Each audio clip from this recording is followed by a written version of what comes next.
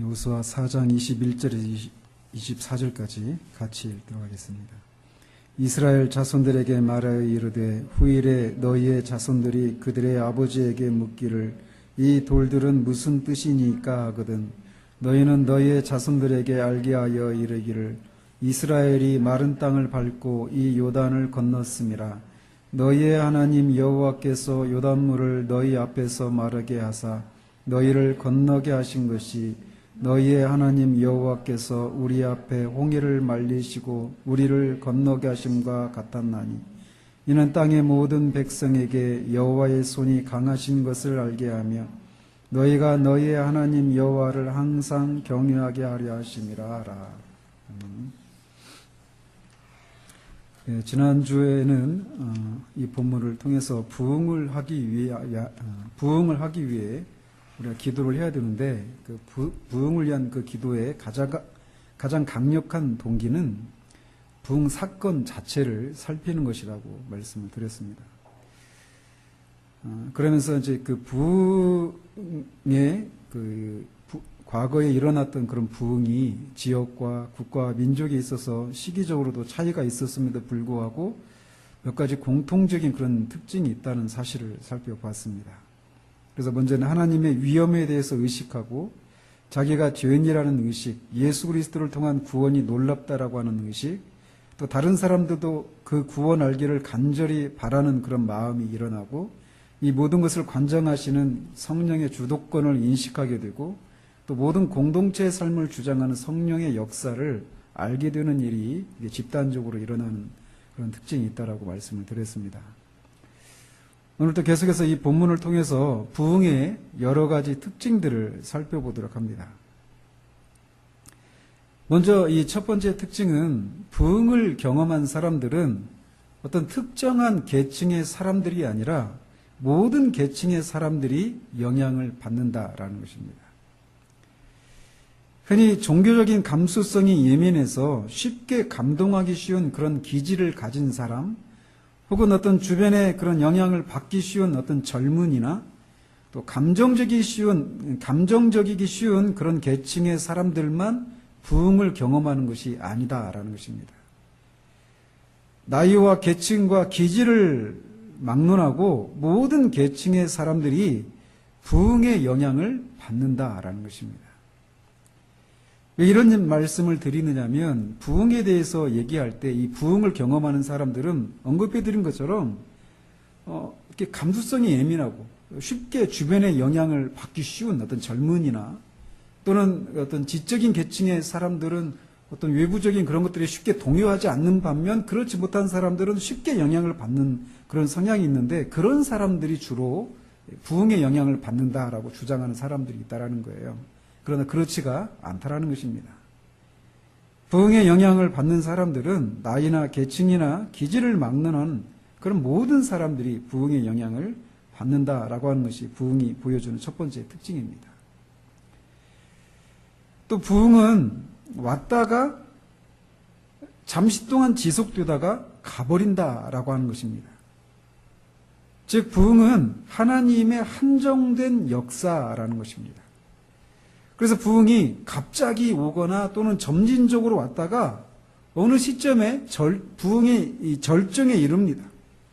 그런 다음에 절정에 이르렀던 부흥이 갑자기 또는 점진적으로 끝나버리고 말아요. 그래서 어떤 경우에는 부흥이 끝났다라고 하는 것을 개인적으로든 또는 집단적으로든 알 수 있다라는 것입니다. 이런 얘기는 부흥이 심리적인 체험의 영역에 속한 것이 아니다라고 하는 것을 증거해 주는 것입니다. 만약 부흥이라고 하는 것이 어떤 사람의 심리를 자극해서 일어나는 어떤 종교 현상이라면 똑같은 그런 심리 상태를 유지할 수 있도록 계속해서 어떤 똑같은 그런 자극을 주고 어떤 동인들을 제공하면 그런 심리 상태를 계속해서 유지할 수 있어야 된단 말이죠. 그런데 그렇지가 않다라는 것입니다. 그래서 부흥이 갑자기 또는 점진적으로 왔다가 이게 사라져버리는 것이라는 거예요. 또 부흥의 세 번째 특징은 부흥의 시기에 회심한 사람들은 계속해서 교회에 남는다라는 것입니다. 물론 부흥의 시기에도 회심했다라고 하는 사람들 중에도 떠나는 사람들이 있어요. 그런 떠나는 것을 통해 사실은 그들이 진짜 회심한 것이 아니다라고 하는 것을 보여주는 것이겠지만, 부흥의 시기에 회심한 사람들은 복음 전도에 의해서, 사람들의 어떤 그런 복음 전도 캠페인에 의해서 교회로 들어온 사람들에 비하면 압도적으로 많은 비율의 사람들이 교회에 계속해서 머물러 있다라는 것입니다.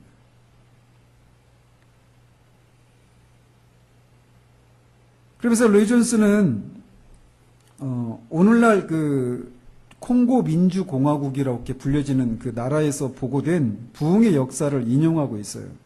그러면서 거기에서 사역했었던 어떤 설교자의 사역을 이렇게 소개하고 있는데, 그 설교자가 이렇게 얘기를 합니다. 나는 그 지역에서 20년 동안 설교를 해왔고, 그때마다 나는 집회를 끝마치면서 그리스도를 위해 결단을 내리라고 호소했습니다. 그리고 사람들더러 앞으로 나오라고 설득했습니다. 그러나 나는 성공하지 못했습니다. 20년 동안 그 일이 있어서 성공하지 못했다라는 거예요. 그러나 이번에 일어난 이 부흥의 역사 속에서 앞으로 나오는 일이 일어나게 되었습니다. 그들더러 앞으로 나오라고 요청할 필요가 없게 되었습니다. 이렇게 보고를 합니다.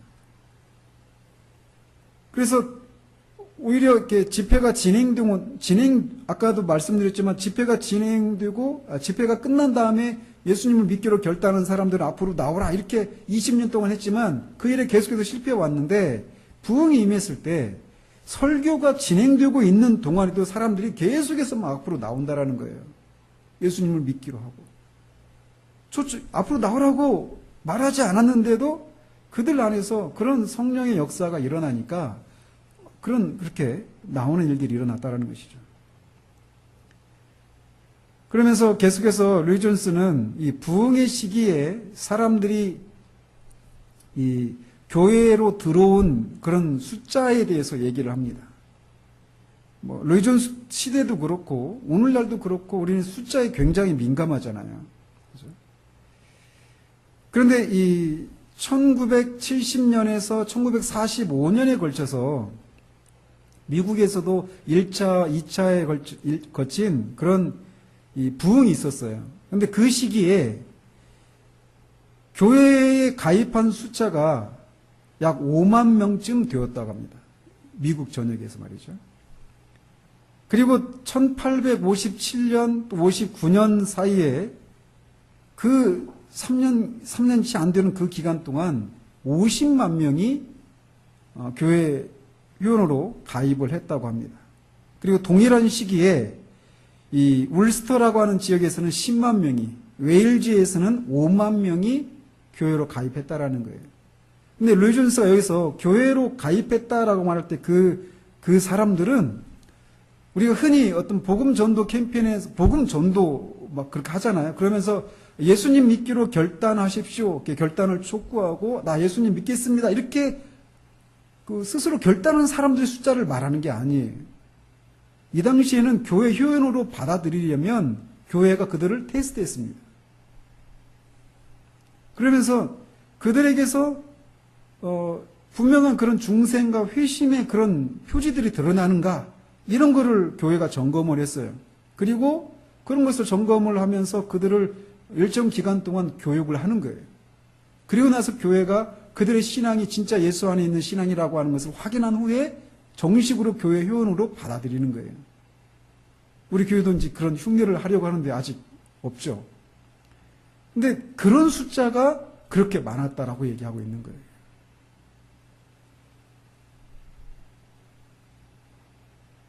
그런 면에서 오늘날 저는 얼마나 많은 수의 사람들이 이 청교도들이 그 교회 회원으로 받아들이기 위해서 그들의 신앙을 점검하고 그 신앙 교육을 하는 그 시험에 오늘날 살아남을 수 있는 사람들이 얼마나 많을까, 굉장히 두려운 마음이 있습니다.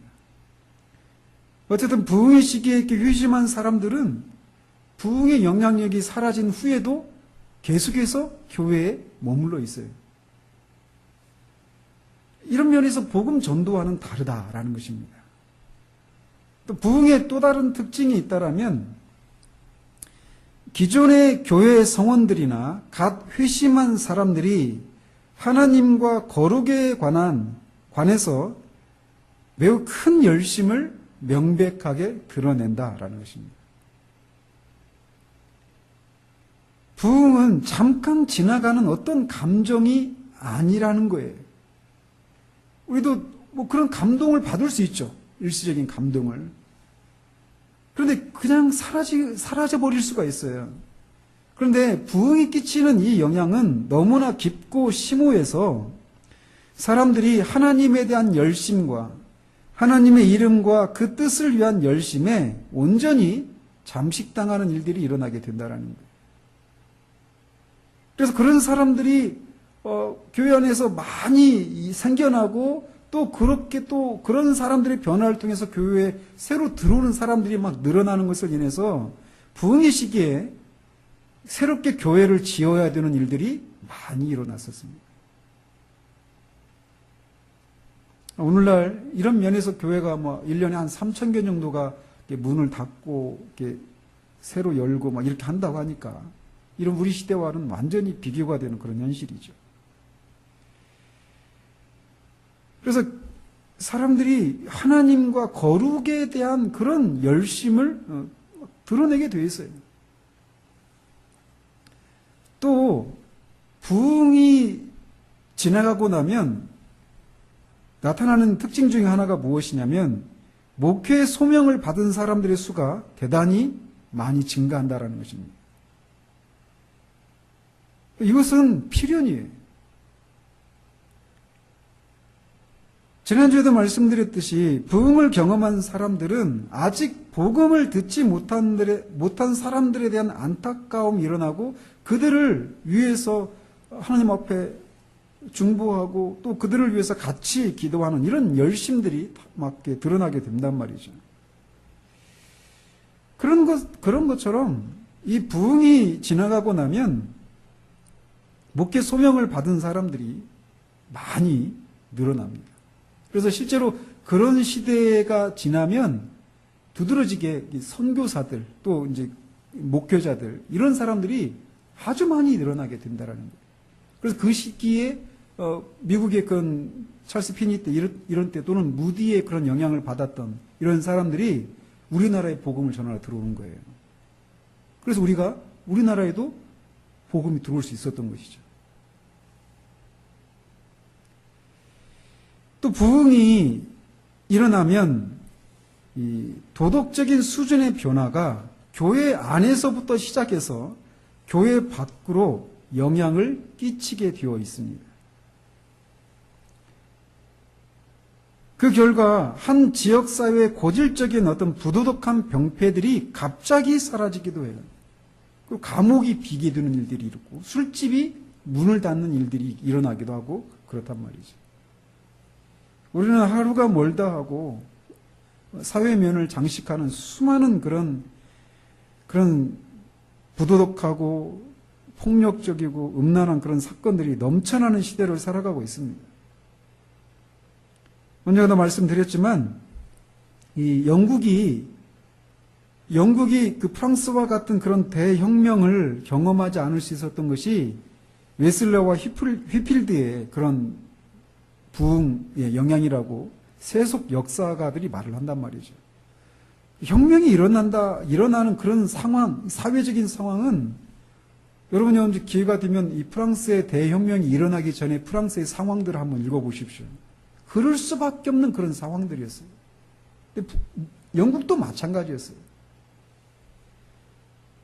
그런데 부흥이 일어나고 나니까 그런 감옥이 비게 되는 이런 일들이 일어난단 말이죠. 그런 것들이 사회 전반적인 그런 분위기가 이 도덕적인 분위기로 바뀌게 됩니다. 그리고 이런 영향이 수년 동안 지속되기도 해요. 이처럼 부흥은 일어나는 시기나 지역이 다름에도 불구하고 지난주나 또 오늘 말씀드린 것과 같은 그런 공통적인 특징들을 보입니다. 그러나 동시에 부흥에는 다양한 측면도 있습니다. 예를 들어서 부흥이 시작되는 방식에 있어서도 다양성이 존재합니다.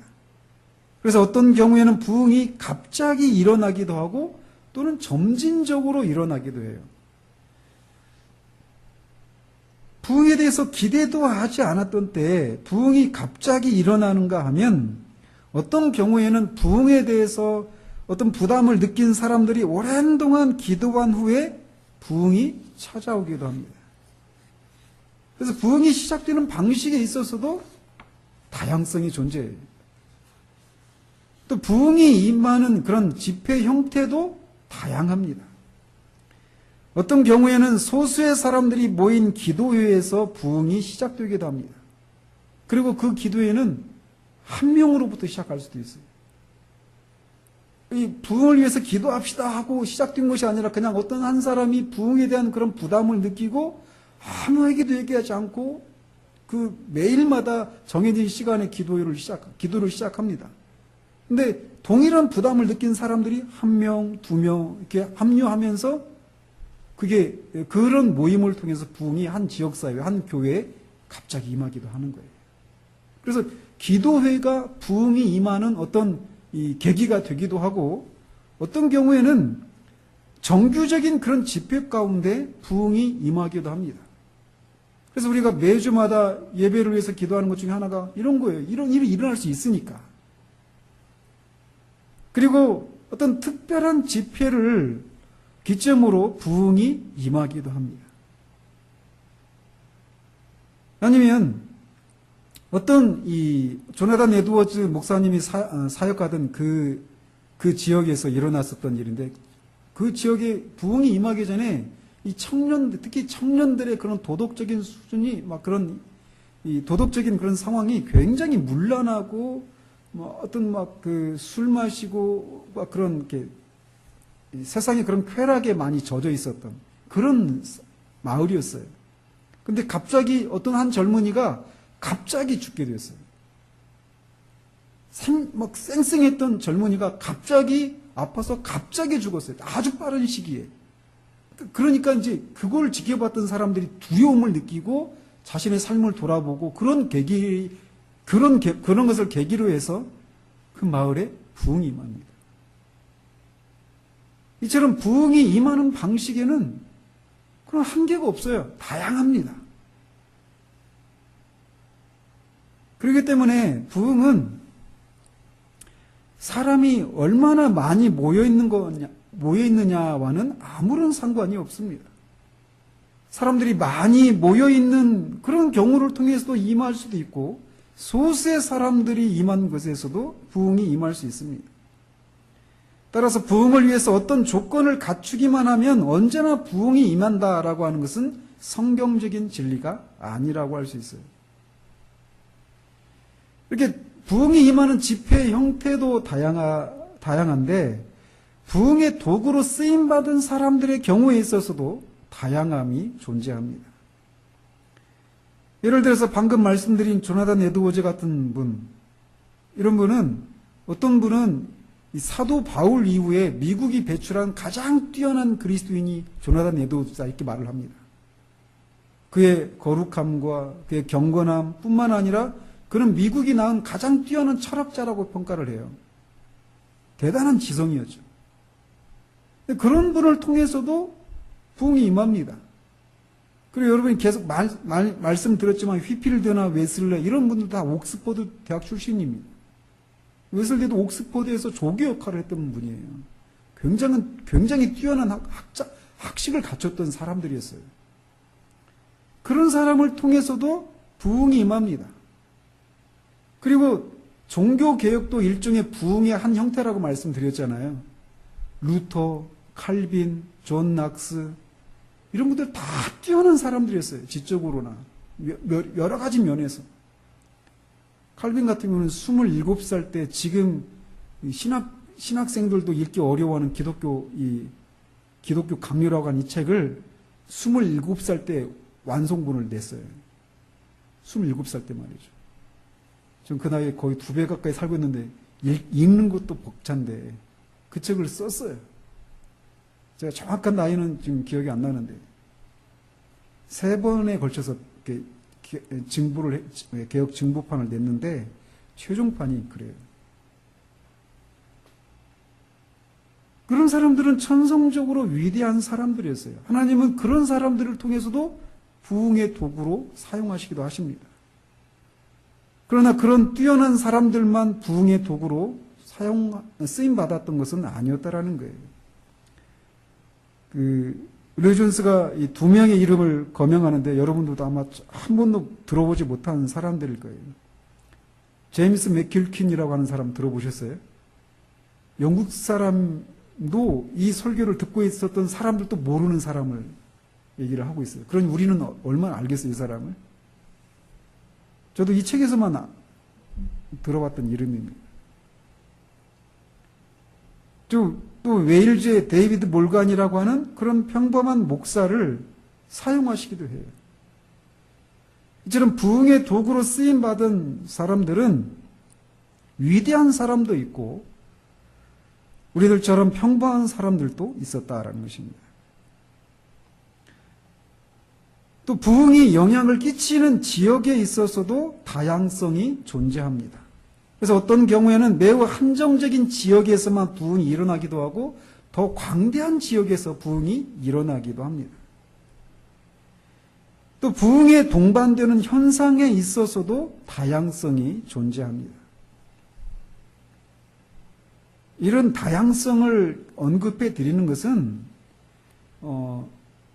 이런 건 부흥이고 저런 건 부흥이 아니야 이렇게 말하는 그런 오류를 우리가 범하지 않기 위함도 있고, 부흥은 아주 뛰어난 사람들에게나 해당되는 것이지 나 같은 사람들, 우리 같은 교회에서는 가능한 일이 아니야 이런 생각들이 옳지 않다라고 하는 것을 말씀드리기 위함이에요.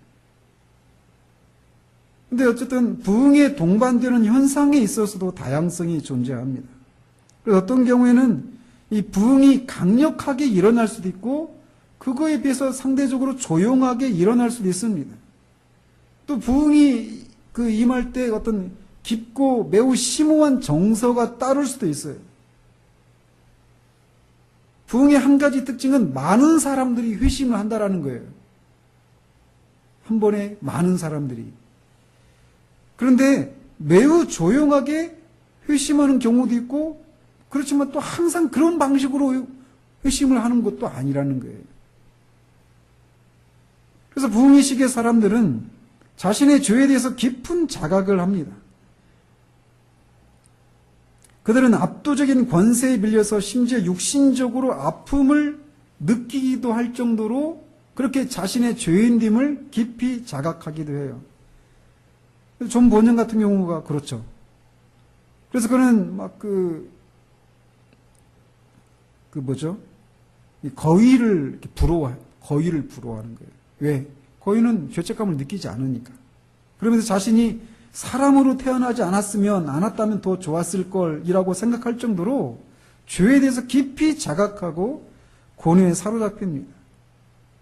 가공할 정도의 그런 죄책감에 사로잡히기도 하고 어떤 사람들은 이 죄책감이 얼마나 강력했든지 그걸 감당하지 못해서 기절을 하는 사람들도 있어요.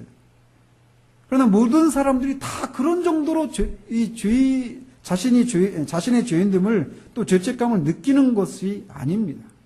죄책감을 느끼는 정도에 있어서도 다양성이 존재해요.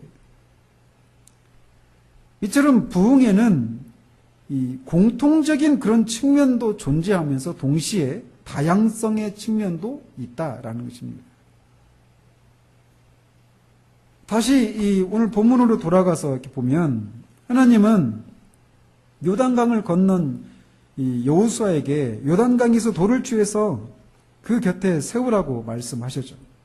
그리고 먼 훗날 그것을 지나는 어떤 그들의 후손들이 이 돌들이 무슨 뜻이냐라고 물으면 하나님이 홍해를 마르게 하시고 이스라엘 백성이 거기를 건너게 하셨던 것처럼 요단물을 그렇게 너희 앞에서 마르게 하고 건너게 하셨다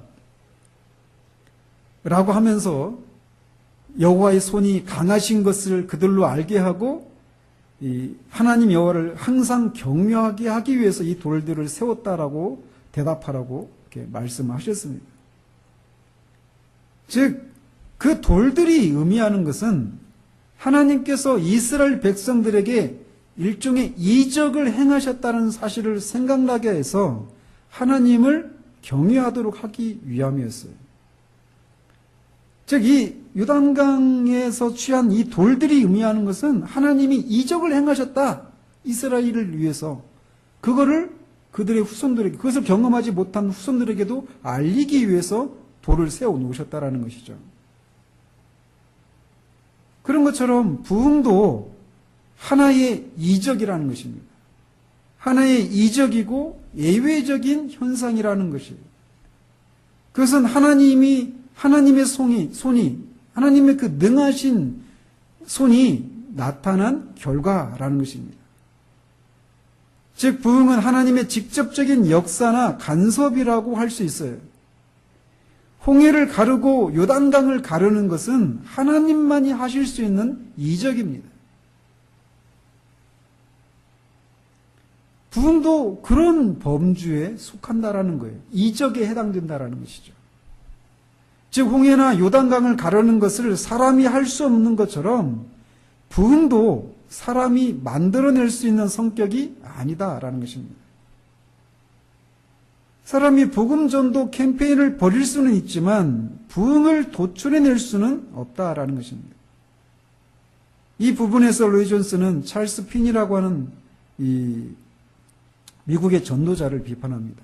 이번은 19세기에 1800년대에 미국의 그 부흥에 도구로 쓰임 받았던 분이에요. 이분은 이제 변호사 출신이었는데 복음 전도자로 성령 세례를 받고 복음 전도자를 하면서 아까 말씀드린 것처럼 그 당시에 이 찰스 피니를 통해서 50만 명이 회심을 합니다.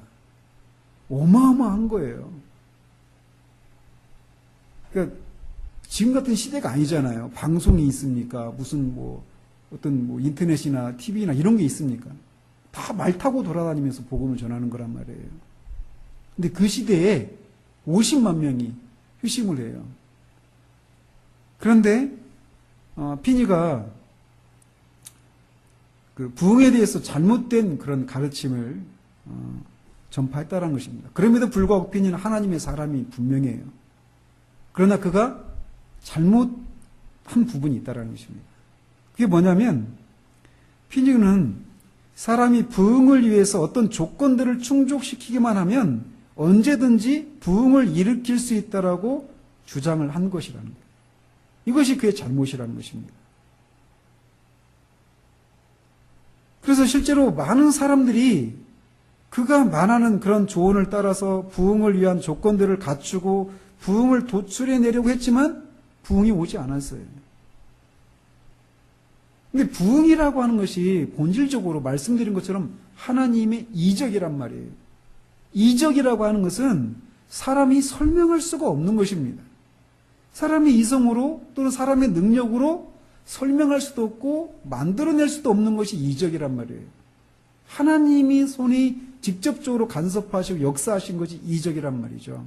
부흥이 그런 거라는 것을 생각한다면 사람이 부흥을 만들어낼 수 없다라고 하는 것을 우리가 알아야 되는데 그런 면에서 피니가 잘못했다라는 것입니다. 이처럼 부흥은 사람이 만들어낼 수 없는 것입니다.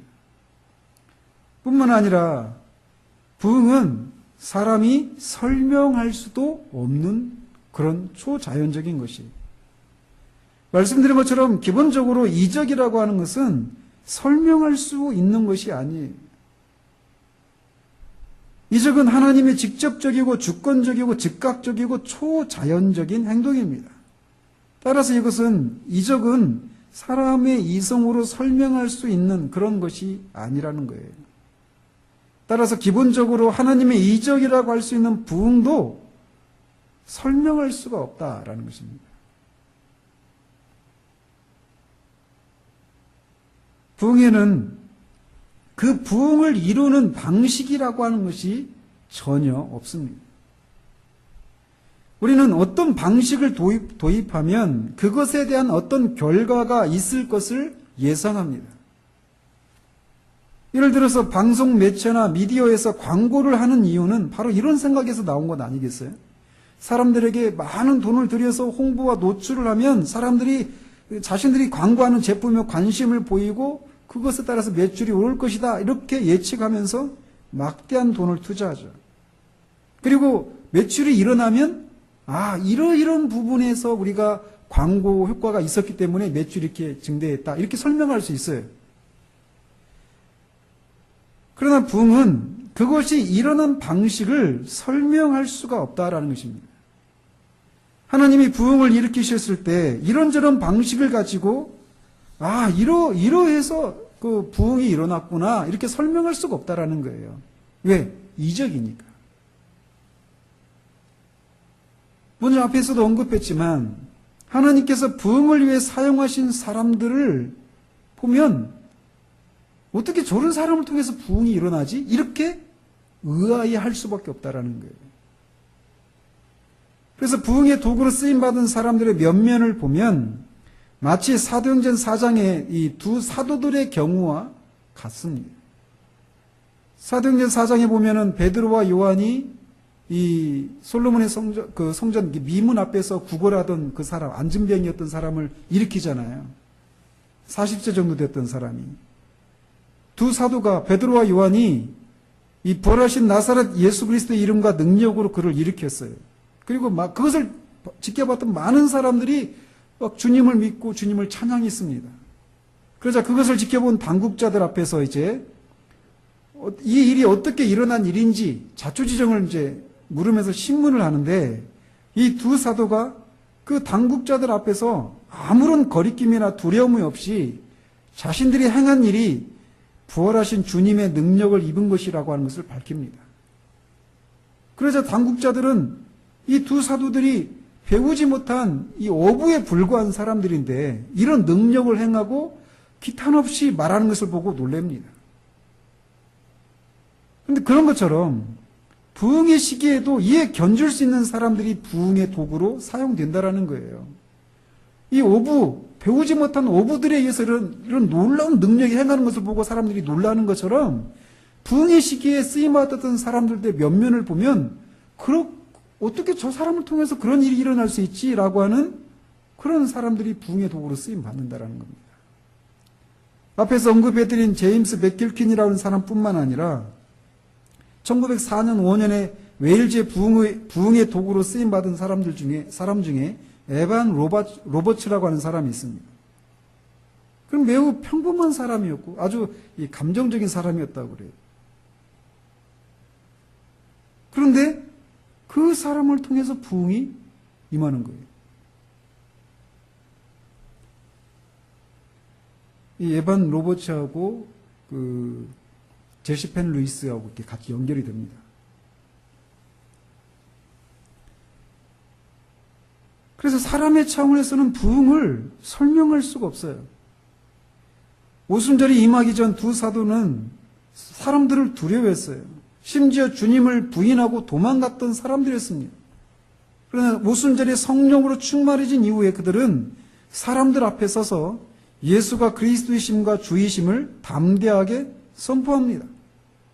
사람을 두려워하고 또 배우지도 못했던 그들이 아주 기탄 없이 복음을 담대하게 아무런 막힘 없이 선포하는 이런 일이 일어나요.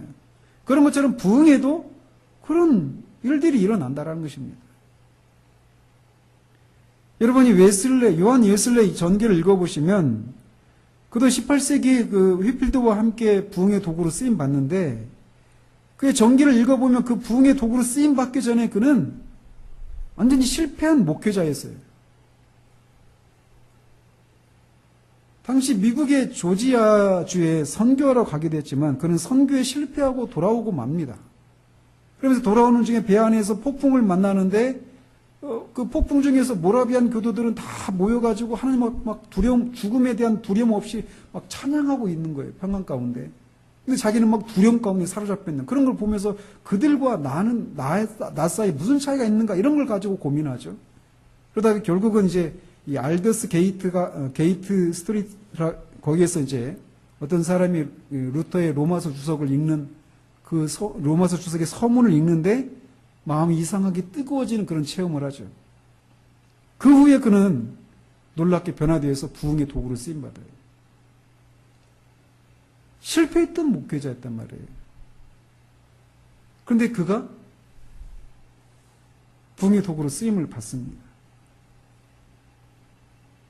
그리고 앞에서 잠시 언급해드렸던 데이비드 물관이라고 하는 이 목사님, 이분도 그냥 평범한 목사였대요. 그냥 그럭저럭 목교를 하는 그런 평범한 목사였는데 어느 날 갑자기 아침에 일어났는데 능력이 임한 거예요. 그리고는 이 르이존스의 표현을 빌면 2년 동안 사자처럼 복음을 전했다고 그래요. 그런데 2년이 지나자 어느 아침 딱 일어났는데 다시 옛날에 몰관으로 돌아가는 거예요. 그러니까 어떻게 그렇게 평범했던 사람이 갑자기 이렇게 사자처럼 그런 사역을 하다가 또 갑자기 옛날의 사람으로 돌아가는가? 이건 사람이 이성으로는 설명할 수 없는 그런 거라는 거예요.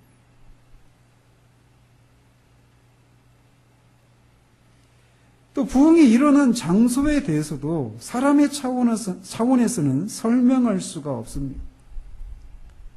부흥이 때로는 사람들에게 많이 알려진 유명하고 큰 도시에서 일어나기도 합니다. 그러나 전혀 사람들에게 알려지지 않은 그런 마을에서 일어나기도 해요. 아주 조그만 마을에서. 마치 우리 주님이 종교와 정치의 중심지인 예루살렘에서 자라시지 않고 갈릴리 나사렛이라고 하는 촌동네에서 자라나시고 그것을 중심으로 사역하신 것처럼 부흥이 일어나는 지역에 있어서도 때로는 사람이 설명할 수 없는 그런 일들이 있습니다. 지역과 관련해서도. 우리나라의 상황을 가져보면 뭐 서울이나 대구나 부산이나 대전이나 이런 대도시들, 사람들이 많이 몰려있는 그런 대도시에서도 부흥이 일어날 수 있어요. 그런데 여기 우리 교회처럼 장현동, 이 아무도 알지 못하는 이런 데서도 부흥이 일어날 수 있다는 거예요.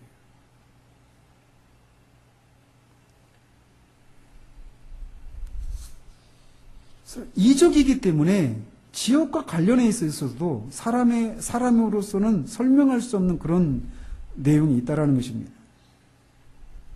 또한 사람들은 부흥을 주도할 수도 없다는 것입니다. 그래서 부흥의 시작도 갑작스럽게 시작이 되고 부흥이 끝나는 것도 사람이 주도할 수가 없어요. 부흥의 기간 동안에 여러 다양한 양상들이 드러나기도 하는데 사람들은 전적으로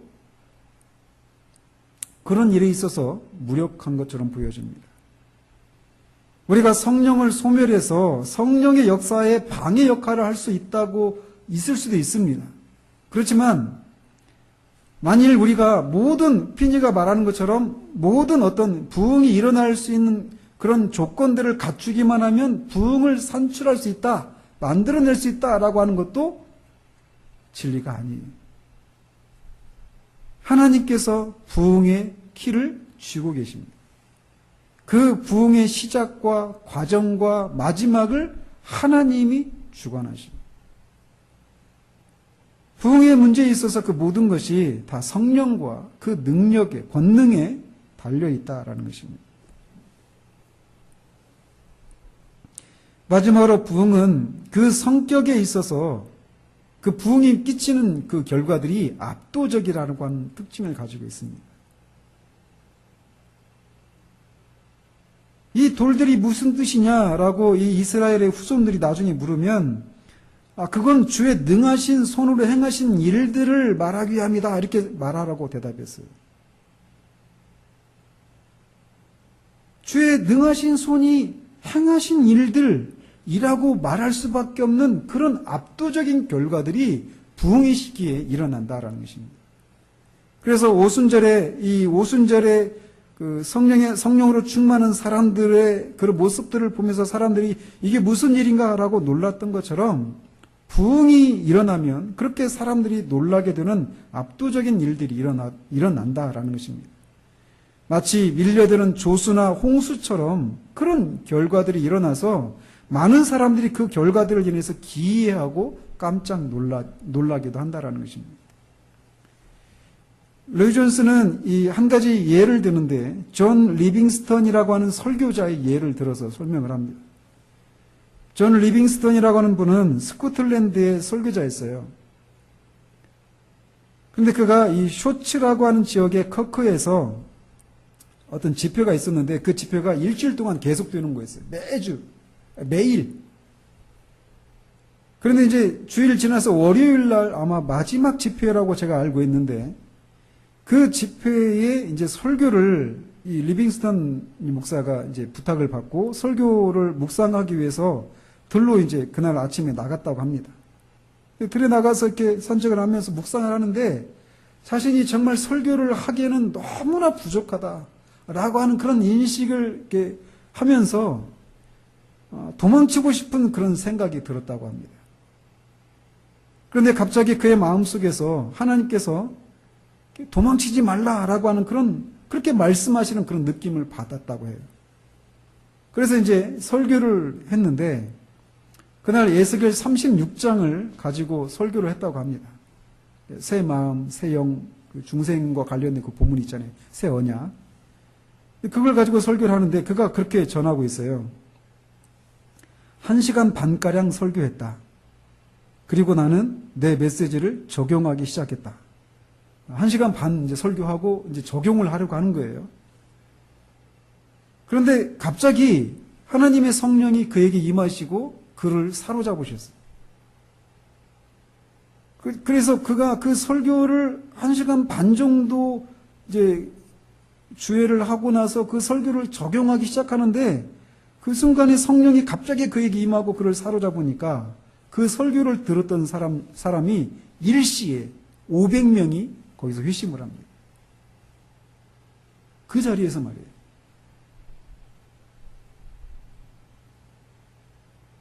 그 말씀을 그 자리에 있었던 사람들이 집에 가서가 아니라 그 자리에서 즉각적으로 회심하고 영구적으로 그 상태를 유지합니다. 이런 일이 그의 일생에 딱 2번 있었다고 합니다. 이처럼 부흥의 시기에 일어나는 그런 양상들은 사람들을 압도하는 그런 성격의 이적들입니다. 대대적인 회심의 역사가 일어난다라는 거예요.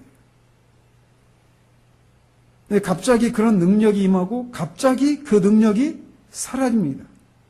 그러나 그 능력이 임하고 지나간 자리에는 수많은 회심자들이 남아있어요. 그리고 그들은 하나님의 능력을 찬양하고 하나님의 이름을 경외하는 사람들로 영구적으로 남습니다. 부흥이 임하면 얼마든지 이런 일들이 일어난다라는 거예요. 그러니까 이런 거를 말씀드리는 거는 우리에게 열려져 있는 가능성이 무엇인가를 알자라는 것입니다. 우리는 하나님께서 스가랴 선지자를 통해서 말씀하신 것처럼 작은 날들의 일들을 멸시해서는 안 됩니다. 이렇게 가난한 시대에 일어나는 일들을 인해서 일들을 부흥의 시기에 이렇게 견주어서 우리는 아무것도 아니고 아무런 일도 일어나지 않는다라고 말해서는 안 돼요. 이 작은 날들의 일들을 멸시해서는 안 됩니다. 그리고 마땅히 감사하고 감사해야 돼요. 그러나 부흥의 시기에 더 큰 이적들이 일어날 수 있다라고 하는 것도 잊어서는 안 된다라는 것입니다. 우리는 그런 일들이 우리들 가운데 일어나서 침묵하는 이 시대에 여전히 하나님이 성경 속에만 갇혀 계신 하나님이 아니시다라고 하는 것을 드러내시기를 위해서, 그리고 그것을 통해서 하나님이 하나님으로 인정을 받으시고 하나님이 받으셔야 될 그런 합당한 존귀와 영광을 받으시는 일들이 있기를 위해서 하나님으로 하여금 쉬지 못하게 하는 그런 사람들로 우리가 드러나야 합니다. 우리가 이 부흥에 대해서 우리가 계속 살펴가면서 저나 여러분들이 이 부흥에 대해서 소망하고 갈망하는 것들이 우리 가운데 있어지기를 바라요. 그리고 이것을 위해서 우리가 기도하는 우리이기를 바랍니다. 꼭 우리 시대에 또 우리들이 꼭 부흥의 도구로 쓰임 받을 필요는 없습니다. 우리 시대가 아니어도 상관없어요. 꼭 우리를 통해서 부흥이 임할 필요도 없습니다. 누구를 통해서든지 어느 시대든지 부흥이 일어나기를 위해서 우리가 기도해야 돼요. 우리가 다음에 살피겠지만 부흥을 우리가 추구하는 것은 하나님의 영광을 위한 거예요. 그 일을 위해서 우리가 부르심을 받았어요. 그리고 이것을 위해서 우리가 하나님 앞에 때를 쓰는 그런 사람들로 나타나기를 바랍니다. 기도하겠습니다.